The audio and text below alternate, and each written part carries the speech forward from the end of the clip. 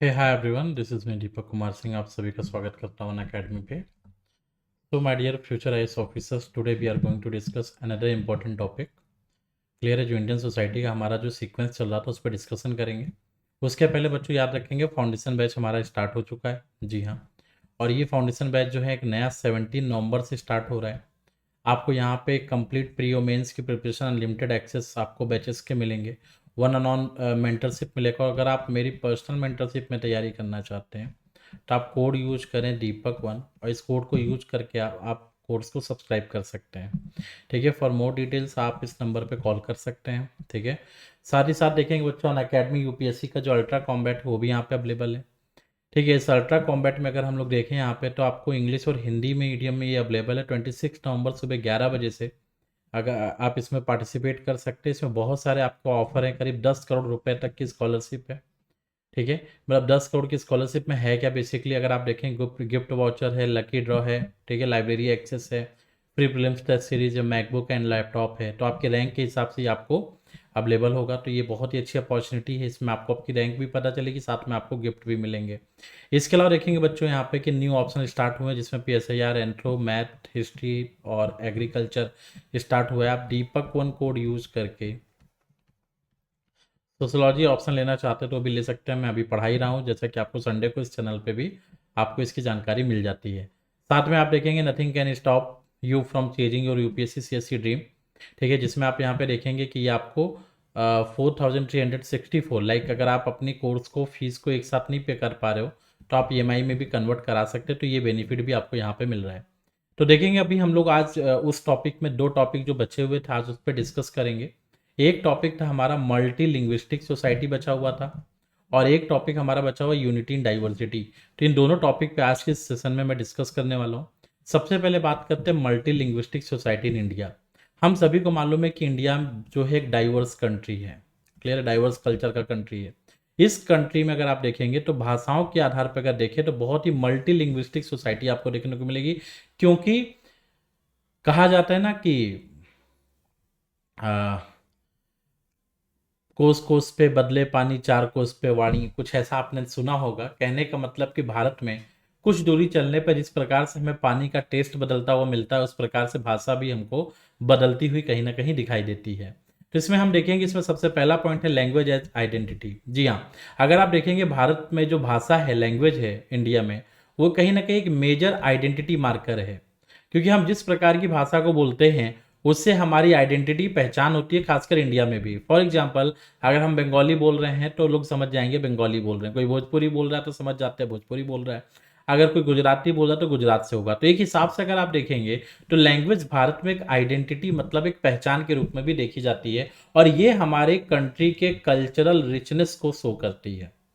जैसे आप जब कोई बहुत ही मेट्रो सिटीज में जाएंगे, अर्बन एरियाज में जाएंगे, या किसी आपके ऑफिस में बहुत से लोग होंगे, अलग अलग एरियाज से आते हैं।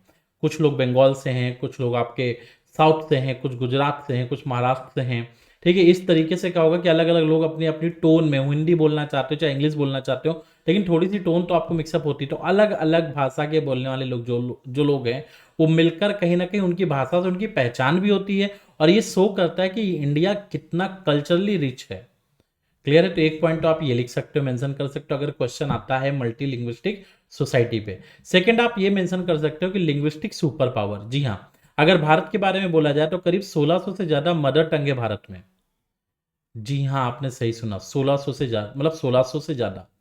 इवन अगर देखा जाए तो नॉर्मल, अगर आप और भी लोकल लैंग्वेज ले लें तो करीब 3600 भाषाएं बोली जाती हैं।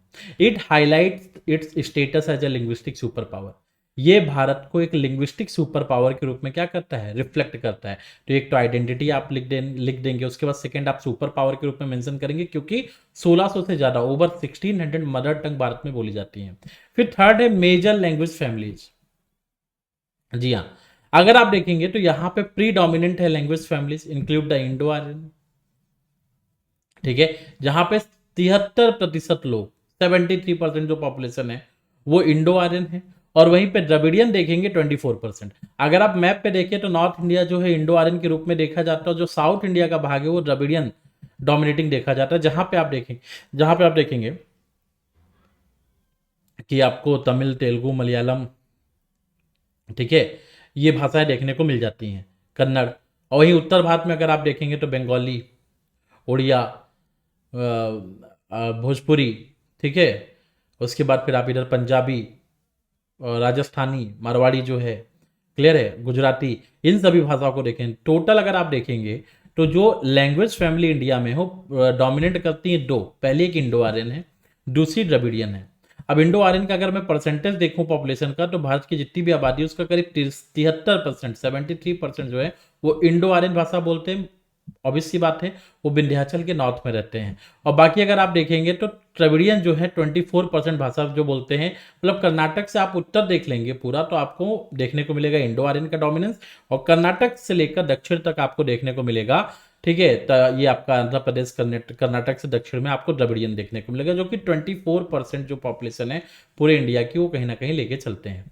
तो इस तरीके से दो पार्ट में आप ये डिवाइड करके यहाँ पे लैंग्वेज फैमिलीज के रूप में थर्ड पॉइंट जो डायमेंशन है वो आप अपने आंसर में लिख सकते हैं। नेक्स्ट आप पॉइंट ये भी ऐड कर सकते हो, मल्टीलिंगुअल सिविलाइजेशन। जी हाँ, आप देखिए यहाँ पे आपने सुपर पावर लिख दिया, आइडेंटिटी लिख दिया, मेजर लैंग्वेज फैमिली लिख दिया। अब यहाँ पे मल्टीलिंगुअल सिविलाइजेशन, हम सभी को मालूम है कि विश्व में बहुत सी सिविलाइजेशन रही हैं, लेकिन भारतीय सिविलाइजेशन जो है इतनी यूनिक किस लिए है, क्योंकि एकमात्र ऐसी सिविलाइजेशन है जहां पे कई सारी भाषाएं बोली जाती हैं। जी हाँ, क्योंकि बाकी अदर सिविलाइजेशन में one civilization one language, but India में so many languages in one civilization आपको देखने को मिलेगा। और यहाँ पे लगातार भाषाएं एक दूसरे से इंटरेक्ट करती हुई दिखती हैं। जी हाँ, आपसी भाईचारा है इतनी डाइवर्सिटी के बाद भी। नेक्स्ट आप यहाँ पे मेंशन कर सकते हो एंशिएंट लैंग्वेज। एंशिएंट लैंग्वेज में अगर आप देखोगे पाली, प्राकृत और संस्कृत, इसने एक सिग्निफिकेंट रोल प्ले किया हमारे प्राचीन भारत में, ठीक है। जिसमें संस्कृत जो है, इसको हम देखते हैं कि ये किस तरीके से संस्कृत ने हिंदू कल्चर को भी नेशन वाइड क्या किया था, स्प्रेड किया था। तो पाली बुद्धिज्म की भाषा, प्राकृत जैनिज्म की भाषा, और संस्कृत जो है वो हिंदू कल्चर को, तो हिंदू कल्चर को पूरे नेशन में और नेशन के बाहर फैलाने वाली संस्कृत भाषा है, ठीक है। प्राकृत जो लैंग्वेज है वो जैन धर्म की भाषा है, जिसने जैन धर्म का प्रचार प्रसार किया। पाली बौद्ध धर्म की भाषा है। तो इस तरीके से ये प्राचीन भाषाओं ने केवल भाषा ही नहीं है, बल्कि इसने एक कल्चर को, ठीक है, इस्टेब्लिश किया है, कल्चर के इमरजेंस में हेल्प की है। तो आप यहाँ पे एंशिएंट लैंग्वेज का हेडिंग या फिर cultural role of language in cultural development या स्प्रेडिंग ऑफ कल्चर, ठीक है, थ्रू द लैंग्वेज, तो आप यहाँ पे इनका भी नाम लिख सकते हो। इस हेडिंग को भी आप अच्छे से मेंशन कर सकते हो। These are the 4 top 5 headings. उसके बाद 6 पॉइंट आता है medieval linguistic shift. As we all know, हम सभी को मालूम है कि एक समय बाद भारत में इस्लाम आया था। इस्लाम के काल को हम मेडिवल इंडिया के नाम से जानते हैं। उस समय जो पर्शियन, अरेबिक, उर्दू जो है वो जब ट्रांसफॉर्म हुई इंडियन कल्चर में, तो यहां पे डेवलप होता है हिंदुस्तानी इन्फ्लुएंस। जी हाँ, हिंदुस्तानी इन्फ्लुएंस जो है वो इस्लामिक कल्चर या फिर आप पर्शियन, अरेबिक या उर्दू कल्चर और इंडियन कल्चर का मिक्सअप आपको देखने को मिलेगा। और यहां से हिंदुस्तानी कल्चर जो है ये भी किस लिए डेवलप हुआ, just because of the role of language. I hope these are the top 6 point जो आपको काफी हेल्प करेंगी। और इलेबरेट करके देखें तो 7 पॉइंट में आप ये लिख सकते हो कि डेवलपमेंट ऑफ लिटरेरी लैंग्वेज। जी हाँ, अगर हम पोस्ट मेडिवल इरा की बात करें तो इंडो आर्यन लैंग्वेज जो है, ठीक है, ये इवॉल्व होती है एज अ लिटरेरी लैंग्वेज जो प्रमोट करती है कल्चरल चेंज को, सोशियो रिलीजियस रिफॉर्म को। क्योंकि आगे चल के लोग, ठीक है, लिटरेरी लैंग्वेज के रूप में, जिसमें आपको बहुत सारे लिटरेचर वगैरह दिखेंगे, वहां पे आपको इंडो आर्यन लैंग्वेज का डोमिनेंस आपको देखने को मिलेगा। क्योंकि आगे चल के लोगों ने इसमें बहुत से साहित्य जो थे, लिटरेचर जो है वो लिखे हुए हैं। नेक्स्ट आप देखेंगे ब्रिटिश इरा। ब्रिटिश इरा के टाइम में इंग्लिश डोमिनेट करने लगी। क्यों? उसके पीछे रीजन था, एक तो एडमिनिस्ट्रेशन में, एक तो हायर एजुकेशन। इन दोनों जगहों पे इंग्लिश जो थी, ठीक है, वो एक कॉमन लैंग्वेज के रूप में उभर कर आई। इंग्लिश का डोमिनेशन हुआ और इस तरीके से इंटेलेक्चुअल एंगेजमेंट में कॉमन लैंग्वेज जो है, मतलब इंग्लिश जो है, एक कॉमन लैंग्वेज के रूप में देखी गई। जी हाँ, मतलब अगर आप एडमिनिस्ट्रेशन लेवल पे बात करें, हायर एजुकेशन की बात करें, मतलब कुछ आप इंटेलेक्चुअल इंगेजमेंट में जब भी बात करेंगे तो आपको इंग्लिश का यूज होना चाहिए। और वो इंग्लिश का डोमिनेंस आपको आज भी भारत में देखने को मिलेगा ना। क्योंकि आप चाहे बड़ी बड़ी पार्टी में चले जाए, चाहे बड़े बड़े एडमिनिस्ट्रेशन में चले जाए, इवन सुप्रीम कोर्ट को लेकर भी कई बार आपको मामला देखने को मिलता है। और अभी हाल ही में एक वकील ने सुप्रीम कोर्ट के जज से बहस भी की थी कि भाई मैं तो अपनी भाषा जो है, ठीक है, हाई कोर्ट में हुआ था, सॉरी सुप्रीम कोर्ट नहीं, पार्डन, हाई कोर्ट में हुआ था कि वो हाई कोर्ट के जज बोले थे आप इंग्लिश बोलिए, बोला नहीं मैं तो हिंदी ही बोलूंगा। ठीक है, जी हाँ। तो इस प्रकार से अगर आप देखेंगे तो हमारे यहाँ पे ये एलीट की लैंग्वेज होती चली गई, और ये अंग्रेजों के समय से ही इंग्लिश का डोमिनेंस आपको इंडियन सोसाइटी में देखने को मिलेगा। फिर भारत आज़ाद होता है, पोस्ट इंडिपेंडेंस आता है, लैंग्वेज का डिलेमा हुआ। क्यों? क्योंकि अंग्रेज तो चले गए लेकिन टेंशन छोड़ गए। टेंशन क्या छोड़ गए? अब था आपके सामने, हमारे सामने तीन ऑप्शन थे, उर्दू, इंग्लिश, संस्कृत, मतलब हिंदी। ठीक है, संस्कृत की जगह हिंदी ले लें। और क्वेश्चन ये था कि किस लैंग्वेज को इंडिया का नेशनल लैंग्वेज जो है, ऑफिशियल लैंग्वेज के रूप में हम इनको क्या करेंगे, कंसीडर करेंगे ऑफिशियल लैंग्वेज के रूप में। तो लोग, उर्दू पाकिस्तान ने अपना लिया था तो ये बात ही चली गई। अब इंग्लिश या फिर हिंदी। अब इसमें हिंदी को चूज किया गया। हिंदी को चूज किया गया कि भाई हिंदी जो है, क्लियर है, या हिंदी देवनागरी स्क्रिप्ट जो है वो डिक्लेयर की गई ऑफिशियल लैंग्वेज 1950 में, और 1950 में डिक्लेयर किया गया। और बोला गया कि जो इंग्लिश भी है वो भी साथ में चलेगा, लेकिन 1965 के बाद में इंग्लिश को चेंज कर दिया जाएगा। जैसा कि अगर आप देखेंगे तो हमारे शेड्यूल लैंग्वेज जो 8 शेड्यूल में कॉन्स्टिट्यूशन में मेंशन है, वहां पे 22 भाषाएं आपको देखने को मिलेंगी। कितनी? 22 लैंग्वेज। अब यहां पे देखेंगे, थोड़ा सा मैं आपको इलेबरेट करके बताता हूं कि ऑफिशियल लैंग्वेज ट्रांजिशन कैसे हुआ। कॉन्स्टिट्यूशन ने हिंदी को माना और बोला कि इंग्लिश भी साथ में अगले 15 सालों तक, मतलब 26 जनवरी 1965 तक, क्योंकि 1950 में ऑफिशियल डिक्लेयर हुआ था, तो 1965 तक हिंदी के साथ इंग्लिश का भी प्रयोग किया जाएगा, जब तक कि हिंदी पूरी तरीके से एक्सेप्टेड ना हो जाए। और फिर 1965 में टारगेट था कि इंग्लिश को हटा देना है। लेकिन जो नॉन हिंदी रीजन्स हैं, साउथ इंडिया के रीजन, उन्होंने बोला भाई नहीं, ये तो प्रॉब्लम की बात है, क्योंकि साउथ इंडिया में हिंदी डोमिनेटेड नहीं थी। इवन नॉर्थ इंडिया में भी हिंदी में बहुत से लिटरेचर नहीं थे। इसलिए अगर आप देखेंगे रामधारी सिंह दिनकर और महादेवी वर्मा और बाकी लोग जो हैं, इनसे बोला गया उस समय कि भाई आप लोग लिटरेचर लिखिए। इसीलिए आप देखेंगे आपके स्कूल में हिंदी में जब पढ़ाया जाता है तो इनकी कविताएं, इनके लिटरेचर पढ़ाए जाते हैं। क्यों?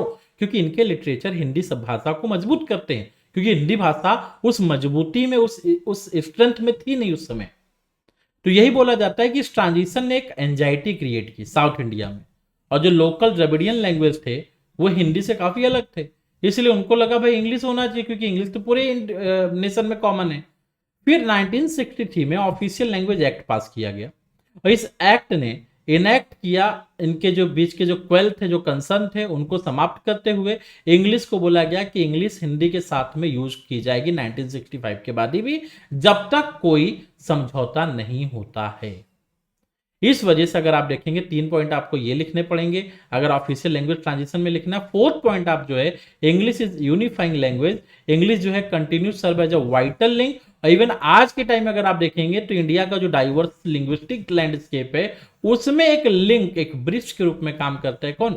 इंग्लिश। फॉर एग्जाम्पल मुझे बंगाली नहीं आती, मेरे को तो आती है थोड़ी बहुत, लेकिन मान लीजिए कि किसी को बंगाली मतलब किसी को मान लीजिए तमिल नहीं आती, तेलुगु नहीं आती मान लीजिए, और दक्षिण में गया, अब उसे वहां पे बोलना है मलयालम, तेलुगु, तमिल, कुछ भी बोलना है। अब नहीं आती, लेकिन इंग्लिश से काम चल जाएगा। क्यों? इंग्लिश हमें कनेक्ट करके रखती है, क्योंकि साउथ में भी इंग्लिश का बोलबाला है, उत्तर भारत में भी है, और इससे दोनों के बीच में कनेक्शन। तो अंग्रेज चले गए लेकिन अंग्रेजी छोड़ गए, ये कहावत इसीलिए है क्योंकि ये आपको हमारे कल्चर में बहुत अंदर से दिखेगी। तो multi India is a multi linguistic society discuss, उसमें आप ये करीब, मैंने आपको यहाँ पे 11 डायमेंशन दिए हुए हैं, आप लिख सकते हो। फिर national language, sorry official language के रूप में अगर आप देखेंगे तो ये 4 पॉइंट मैंने दिए हुए हैं, जो पीछे वाले आप कल्चरल पॉइंट के साथ में ऐड करके एक अच्छा आंसर लिख सकते हैं।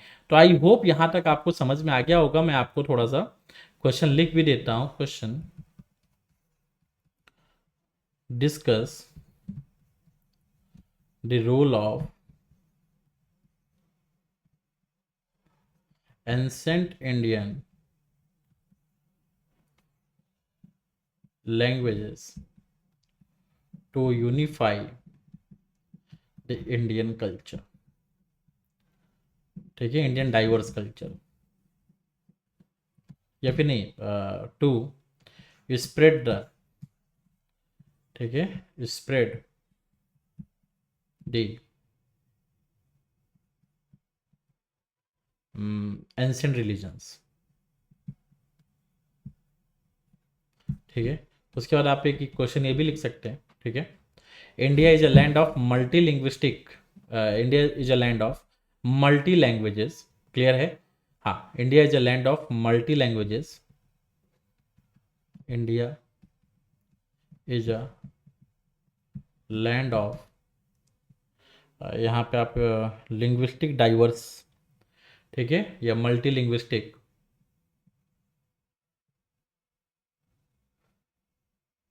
मल्टी लैंग्वेज लिख दो, मल्टी लैंग्वेज डिस्कस। एक पॉइंट आप यहाँ पे ये भी लिख सकते हो, ठीक है।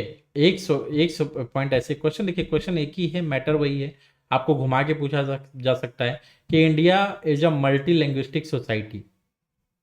इंडिया, उसकी जगह आप ये लिख सकते हैं, India is a multi linguistic society.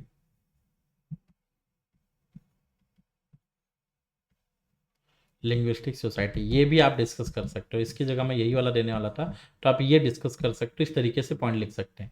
चलिए बात करते हैं अब यूनिटी इन डाइवर्सिटी की। जी हाँ, हमारे यहाँ बहुत बड़े लेवल पे आपको डाइवर्सिटी देखने को मिलेगी, लेकिन उसमें यूनिटी, जी हाँ, आपने एक शब्द सुना होगा, विविधता में एकता। आइए देखते हैं कि किस प्रकार से इंडियन सोसाइटी में आपको ये कनेक्ट करने को, ये बातें देखने को मिल जाती हैं। तो जैसा कि आपको यहाँ पे दिख रहा है, plural society, India is a land of profound diversity, हम सभी को मालूम है।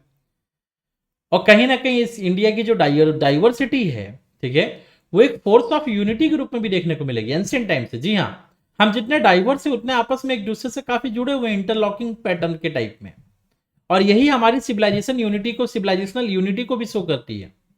जैसा कि the unity in India is civilizational, spanning from ancient history to present, जो प्राचीन इतिहास से वर्तमान तक क्या कर रही है, स्पैन कर रही है, and impressing various cultural languages and religions without losing their specific identity, ठीक है। और वो अपनी खुद की स्पेसिफिक पहचान गवाए बिना, ठीक है, वेरियस अलग अलग कल्चर, अलग अलग लैंग्वेज और अलग अलग रिलीजन्स के रूप में आपको यहाँ पे देखने को मिलती है, ठीक है। तो ये एम्ब्रेस करती है वेरियस कल्चर को, वेरियस लैंग्वेज को, वेरियस रिलीजन को, और इसके बाद भी अपनी स्पेसिफिक आइडेंटिटी को क्या करती है, मेंटेन करती है। और एक अंडरलाइंग नेचर है हमको आपस में यूनिटी, मतलब यूनाइट रखने का। क्यों, उसके क्या क्या फैक्टर हो सकते हैं, आइए देखते हैं। तो factor contributing to unity in diversity, सबसे पहला फैक्टर है ज्योग्राफिकल फैक्टर, आप ये लिख सकते हो ज्योग्राफिकल में। अब ज्योग्राफिकल में मैंने कुछ 4 पॉइंट आपको दिए हैं यहाँ पे समझने के लिए। सबसे पहला डाइवर्स लैंडस्केप, हम सभी को मालूम है भारत में नॉर्थ में, साउथ में, सब जगह आपको माउंटेन देखने को मिलेंगे। ओशियन साउथ में देखने को मिलेगा, इंडियन ओशियन, ठीक है, बे ऑफ बंगाल, और जो आपका अरेबियन सी उसका पार्ट, वो भी देखने को मिलेगा। डेजर्ट, आपको थार डेजर्ट भी देखने को मिलेगा, आपको जंगल फॉरेस्ट भी देखने को मिलेंगे, चाहे वो साउथ के जंगल हो और चाहे अगर आपको उड़ीसा के जंगल हो, सब देखने को मिलेंगे आपको। India varied geography has fostered a sense of unity एमिड diversity. तो ज्योग्राफिकली जो डाइवर्स लैंडस्केप है ना, वो इतना डाइवर्स होने के बाद भी हम सब क्या है, एक हैं। क्यों, क्योंकि भारत में कोई आदमी अगर थार में है तो वो भी भारत का झंडा लेके चल रहा है, वो भी भारतीयता को अपने अंदर बसाकर चल रहा है। अगर कोई व्यक्ति इंडियन ओशियन के कोस्टल रीजन पे रह रहा है, तिरुवनंतपुरम कन्याकुमारी रह रहा है, तो वो भी भारतीय ही है। अगर कोई जंगल में भी रह रहा है तो वो भी भारतीय ही है। इतने डाइवर्स मतलब प्लेस पे रहने के बाद भी हमारे अंदर भारतीयता जो है वो हमें यूनाइट करती है, ठीक है। नेक्स्ट है natural barriers, Himalaya, ocean have given the distinct identity करते हैं, लेकिन साथ में ही हमें एक्सटर्नल इन्फ्लुएंस से बचाते भी हैं। हिमालय हमें उधर चाइना और बाकी लोगों से सेव करता है, और इंडियन ओशियन हमें कहीं ना कहीं एक यूनिकनेस देता है साउथ से। और इस तरीके से हम एक अलग जो है different part of land, Asia में रहने के बावजूद जो हिमालय है वो बाकी चीजों से हमें सेव करते हुए और हमारी एक रिच क्लाइमेट जोन को बनाते हुए और एक अच्छा जो कहते हैं कल्चर लैंड है उसके रूप में स्टैब्लिश करता है। नेक्स्ट है एग्रीकल्चरल कंसिस्टेंसी। जी हाँ, 3000 साल से भारत में खेती हो रही है। अब आप ही बताइए ना, हम सभी को मालूम है। क्यों, अगर मैं आपसे क्वेश्चन पूछूं एप्पल कहाँ मिलते हैं, तो आपको लगेगा ना एप्पल कहाँ प्रोड्यूस होते हैं, आपको लगेगा ना सर जम्मू कश्मीर हिमाचल ही तो है। मैं कहूंगा नारियल कहां से आएंगे, बोलोगे दक्षिण से तो आएंगे सर। गेहूं कहां से आएंगे, चावल कहां से आएंगे, आप सभी को मालूम है। क्यों? क्योंकि हम 3000 साल से एग्रीकल्चर प्रैक्टिस कर रहे हैं, और इस एग्रीकल्चर प्रैक्टिस में अलग अलग चीजों को करते हुए एक दूसरे से हम कहते हैं कि बाटर सिस्टम से कनेक्ट हैं, हम सभी को मालूम है। और जब कोई पूछता है कि भाई एप्पल कहां पे, तो भारत में। नारियल कहां, कोकोनट कहां पे, भारत में। हम सब बताते हैं रीजन बिहाइंड इट एक ही है, क्योंकि हम अपने डाइवर्सिटी में भी अपने एग्रीकल्चर प्रैक्टिस के कारण क्या है, एक हैं। Network of shrine. दक्षिण का आदमी मां वैष्णो देवी जम्मू जाता है दर्शन करने, क्लियर है। उत्तर का व्यक्ति जो है दक्षिण में मदुरई जाता है दर्शन करने, बालाजी जाता है दर्शन करने। ये क्या है? तो अलग अलग जो श्राइन है, इनकी जो कनेक्टिविटी है वो भी हमें यूनिफाई करती है। तो ये आप देखेंगे शुरुआत में पहाड़ों पे और केदारनाथ जैसे हुआ, बद्रीनाथ हुआ, पूरे भारत से लोग आते हैं, विदेशों से आते हैं, लेकिन भारत के लोगों में एक यूनिटी फील होती है कि हमारे दक्षिण वाले महसूस करते हैं हमारे बाबा भोले भंडारी तो वहां उत्तर में है। हम उत्तर वाले फील करते हैं कि भाई हमारे भगवान दक्षिण में तो हैं। रामेश्वरम के बारे में हम महसूस करते हैं। आपने देखा होगा शायद इसी यूनिटी को लेकर शंकराचार्य ने भारत के 4 कोनों में मठ की स्थापना की थी, क्योंकि शंकराचार्य का वो टाइम था जिस समय आप देखेंगे भारत में इस्लाम जो था उत्तर भारत में आ चुका था। यूनिटी बहुत जरूरी थी। तो इस तरीके से नेटवर्क ऑफ श्राइन जो है वो हमारी एक डाइवर्सिटी में यूनिटी जो है उसको स्टैब्लिश करता है। कल्चरल फैक्टर की बात करें तो एक आता है कल्चरल कंटिन्यूटी। इंडिया में लगातार कई हजार सालों से, जब हमारे यहाँ पे वैदिक एज आया, आर्यंस आए, वैदिक एज आया, फिर प्रॉब्लम्स आई, जैनिज्म बुद्धिज्म आ गया, फिर आप देखेंगे फॉरेन इन्वेजन्स हुए, हमने उनको आपस में स्वीकार कर लिया, फिर इस्लाम आया, फिर स्वीकार कर लिया, फिर प्रॉब्लम्स आई, फिर भक्ति मूवमेंट आया। तो एक लंबे समय से कंटिन्यूटी, सिंथेसिस और इनरिचमेंट का डेवलपमेंट हमें देखने को मिलेगा, और जो हमारी यूनिटी को और क्या करता है, डेवलप करता है। सिंथेसिस मैंने आपको पढ़ाया हुआ है पुराने लेक्चर में, आपको देखने को मिलेगा किस तरीके से हमने सिंथेसिस मतलब बाहर के कल्चर है हमारे साथ एकोमोडेटिव लेवल पे रहे, हमने उनके स्पेस को रिस्पेक्ट दी, उन्होंने हमारे स्पेस को रिस्पेक्ट दी। यहां पे देखेंगे आप लिखा हुआ है diverse custom. Despite the immense variety, हमारे कपड़े अलग हैं, पहनावा अलग है, खान पीन अलग है, लाइफ स्टाइल अलग है, लेकिन हम सब में कल्चरल सिमिलैरिटी है, सांस्कृतिक रूप से हम एक हैं। दक्षिण वाला बोलता कुछ भी हो, बाबा को ही पूजेगा। दक्षिण में जो मुसलमान होगा, ठीक है, वह उत्तर के मुसलमान चाहे भाषा अलग हो, ठीक है, लेकिन फिर भी आपस में एक दूसरे में एक भाई बंधुचारा का, और हिंदू मुसलमानों में भाई बंधुचारा हमेशा रहा है भारत में, क्योंकि हम उसको एक अंडरलाइन करते हैं। बात में तो पॉलिटिक्स है और बाकी चीजें हैं जो लोगों को अलग करती है, जैसा कि यहां पे लिखा हुआ है कॉमन आर्ट फॉर्म, ठीक है। अब आप ही बताइए, art form and social institution, सामाजिक संस्थान जैसे जाति, ज्वाइंट फैमिली, ये सब हमें क्या देती है, एक सेंस ऑफ यूनिटी प्रोवाइड करती है। आप ही बताइए ना, अगर हम आर्ट को देखें और अगर आर्ट को छोड़ भी दे तो सोशल इंस्टीट्यूशन, जाति और ज्वाइंट फैमिली सिस्टम हमें क्या देती है, एक सेंस ऑफ यूनिटी डेवलप करती है। भाई बंधुचारा का कंसेप्ट आता है। आज जो कला है वो हमें बताती है, हमारी पहचान बताती है। आज मैं शौक से कहता हूँ कि ताजमहल हमारे यहाँ है, आज मैं शौक से कहता हूँ जामा मस्जिद हमारे यहाँ है, आज मैं शौक से कहता हूँ कि भैया जो क्या कहते हैं कि राम मंदिर है वो अयोध्या में है। आज मैं शौक से चीजें कहता हूं कि काशी जो है हमारी पुराना शहर है, हमारे भारत में है। क्यों? क्योंकि मुझे इन सभी चीजों पे गर्व है, अपनी इन कलाओं पे गर्व है, अपने इस आर्ट फॉर्म पे गर्व है, अपने इस आर्किटेक्चरल डेवलपमेंट पे गर्व है, क्योंकि इसमें भारत का इतिहास है। समझ रहे हैं? लोगों को भी ये समझना बहुत जरूरी है। रिलीजियस फैक्टर में देखेंगे, मल्टी रिलीजियस सोसाइटी है। जी हाँ, आपको बहुत सारी यहाँ पे धर्म देखने को मिल जाएंगे, ठीक है। इवन जब इजराइल पे अटैक हुआ था बहुत समय पहले 78 एडी में, तो यहूदी जब भाग कर आए थे तो मणिपुर में आके बसे थे भारत में। हमने स्पेस वहां पे मुहैया कराया और सबने तारीफ की कि हम जहां भी गए तो हमारे आंसू आंसू पोंछने के बदले हमसे सौदे किए गए। एक भारत था जिसने हमारे आंसू पूछे थे बिना सौदे के। रिलीजियस टॉलरेंस देखने को मिलेगा। There is a tradition of religious tolerance in shared religious spaces. अगर आप देखेंगे तो फेस्टिवल हुआ, ठीक है। वेरियस रिलीजन्स जो हैं साथ में सेलिब्रेट करते हैं। अब मैं भाई बचपन से सेलिब्रेट करता आया हूँ ईद और दिवाली अपने दोस्तों के साथ। हम जब क्रिसमस मनता है तो हम सब सेलिब्रेट करते हैं, दिवाली मनती है सभी सेलिब्रेट करते हैं। क्यों? क्योंकि ये हमें यूनिटी में लेकर आता है, हमें एकता देता है। तो आप देख रहे हैं, समझ रहे हैं आप कि किस प्रकार से कोई अगर कहीं पे अलग अलग होने के बाद भी एक है तो वह भारत है, क्योंकि कल्चरल सांस्कृतिक रूप से हम एक हैं। हमारे यहाँ मुसलमान चाहे दिल्ली में बैठा हो चाहे बंगाल में बैठा हो, लेकिन दिल्ली वाला दिल्ली की भाषा बोलेगा और बंगाल वाला बंगाली ही बोलेगा, क्योंकि कल्चरल यूनिटी है हमारे अंदर। पॉलिटिकल फैक्टर की बात करें तो हिस्टोरिकल कंटिन्यूटी, इंडिया की जो यूनिटी है that is rooted it's social cultural not political history.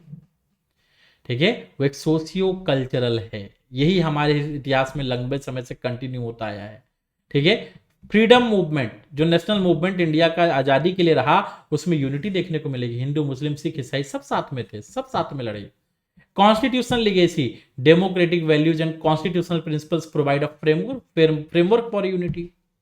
जो हमारी डेमोक्रेटिक वैल्यू है, जो हमारी संवैधात्मक जो सिद्धांत हैं, वो हमें यूनिटी देते हैं।